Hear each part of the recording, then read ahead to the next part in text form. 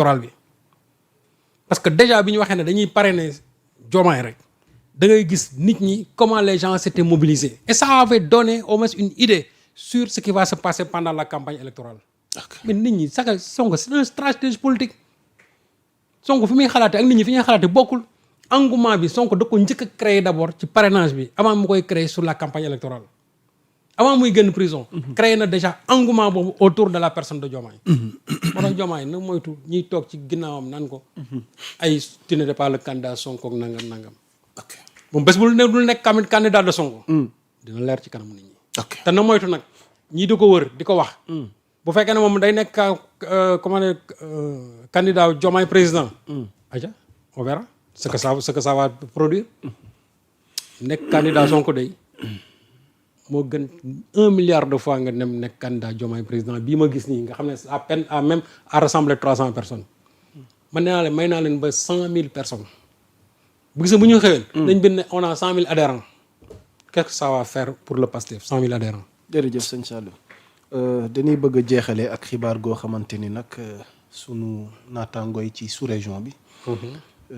sunu mbokk yi waa Guinée-Bissau sur le président lui-même sax moom moo joxe xibaar gi moom président Embalo arrêté et des militaires disent prendre le contrôle total du pays mu nekk situation wu chaotique boo xamante ni fi mu ne nii waa Guinée-Bissau nu ngi koy dund Serigne Saliou tey ban jàngat lañ ci war a mën a def. parce que boo xoolee sous-région bi booy sox Guinée-Bissau depuis un certain temps problème de sécurité dafa posé wu ñu ni tamit tey dañuy dëkk ak ñoom xëy na du ñàkk am taxawaay boo xam ne war nañu yow noo gisee situation boobu am Guinée-Bissau bi nga yëgee xibaar bi. La lecture que j'en fais c'est que c'est de la théâtralisation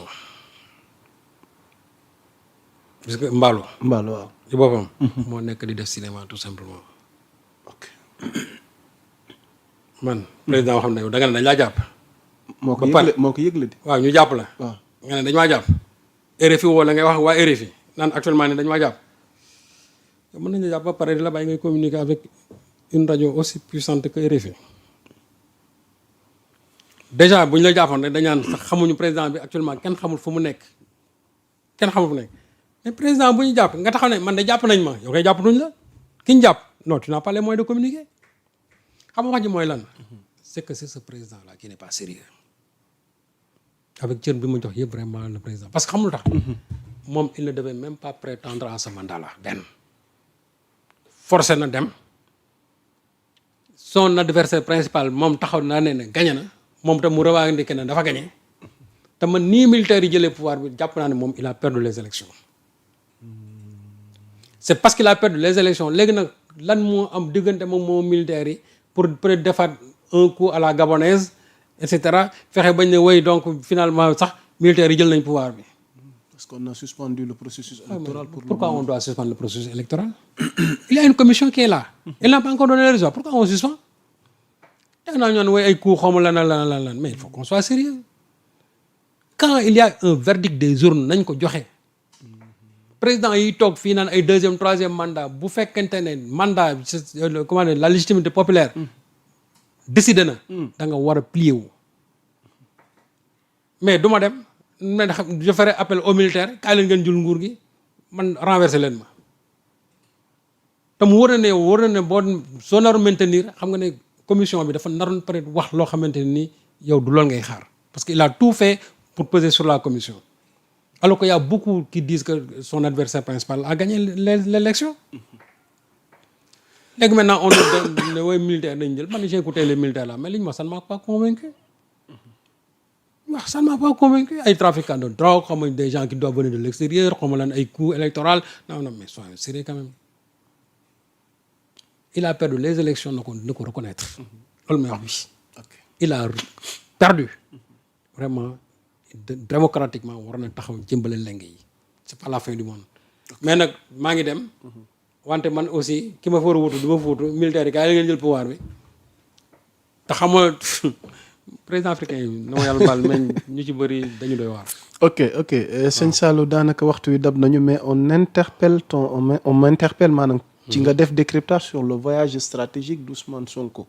Récemment voyage bi condition yi mu amee mu ndur lu bette lim fa wuti lan mooy retombées yi lan lañ ci mën a jëriñoo choix pays golfe bi doon tey jamono demoon na fa delluwaat fa. Qu'est-ce qui s'est réellement passé Serigne Saliou Gueye ci voyage Ousmane Sonko bi ca Abu Dhabi ca zone golfe bi. Le contenu du voyage moi je ne peux pas me prononcer là-dedans. waaw Serigne Saliou mais ñu. non xam naa ne Serigne ca bu ba El Malick ne woon na xaalis dawul dafa wuti xaalis. te bu ñëwee Sénégalais jëriñoo mais ce qui est sûr et certain. waaw allez-y. que li mën a wax mooy ça a été un voyage fructueux. gàtt na mais ça a été un voyage fructueux gis nga voyage boobu. waaw coow li bëri na ci de Serigne Saliou. waaw moo tax non mooy li mu wax rek. waaw Sonko est très stratégique. ok man day jour bi muy dem man jour bi muy dem. man jàpp naa ne ñu njëkk a xam ne mi ngi dem ci la bokk. ok man xam naa loolu man jàpp naa ñi ko njëkk a yëg moo tax quand j'ai entendu Madiambal Diagne di si wax. waaw instant boobu. waaw dama taxaw dama ree parce que man boobu xam naa li ma xam ba pare. premier ministre dem na ñu ne woy Falcon xawmal lan et cetera yi wax. jet privé. mais premier ministre buy dem. waaw ndigalu président lay demee. premier ministre bu topp caag rek daal di ne sol aw daalam ne Cheikh Diba Yacine diw kaa leen bu ngeen ma damay dem fii déedéet. ok xanaa. déedéet. non ça c'est la diplomatie. premier ministre buy génn ci ndigalu président lay demee quel que soit dëgg ak la tension entre les deux personnes buy dem ci ndigalu président lay demee su ñëwee ren kon président. et c'est pour le bien du Sénégal la mu fa doon wuti c'est pour le bien et les gens vont voir nañ gis mais nii sax la baax xam nga tax. parce que ça l'entoure d'un certain mysticisme. Sénégal dafa doy waar. premier ministre dem na desuwaat moo tax gis nga ma ne. Sonko dina fi dofloo ñu bari. Sonko. dina fi dofloo ñu bari. il tient le haut du pavé. c'est-à-dire yàlla moo ko may loolu. te loolu aussi man jàpp naa ne. lu baax la. parce que Sonko lu mu def ça fait l'actualité. Sonko dem na wax kenn ñu ne voyage bi kenn yóbbu ko Sonko dellusi na voyage bi nangam Sonko lii ñu ne Sonko noppi na ñu ne Sonko jël na congé c'est-à-dire que voilà des gens ñoom topp ci détails yooyu rek en certain moment sax nañ mooy président dafa absenté Sonko dafa absenté loolu mais dans la constitution il est interdit l'absence des. waaw mais est-ce que dans la ñaari kilifa yi. mais il fut un moment chef de l'État muy premier ministre. il fut un temps tous deux absents du territoire. mais il fut un temps du règne de Macky Sall Macky était absent Amadou Ba premier ministre était absent Mame Diop président de l'Assemblée était absent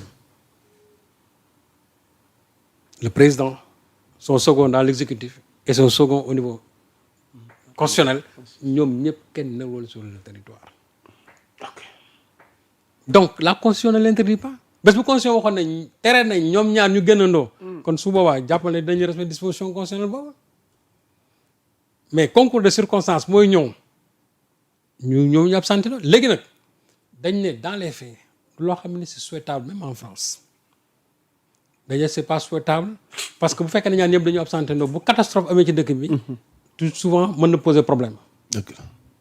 mais France il arrive que le premier ministre soit absent que le président de la République soit absent loolu kese la du leneen donc bu catastrophe amee ci dëkk bi dañ naan souvent rek day na am ay problème coordination et cetera loolu kese la du leneen mais la constitution ne l'interdit pas su ma déggee nag vraiment de vieux politiciens yoo xam ñoom franchement qu'ils doivent aller à la retraite toog di nekk ci ñàkk fayda yi di wax man pour man jàpp naa ne nit ñi amatul lu ñu wax quoi c'est-à-dire que léegi ci yooyu la ñuy nekk rek woy dégg naa sax ku naan Sonko nañu wax voyage bi combien ça a coûté nangam. Suñu opposition nag foofu lañ toll. parce que jet privé.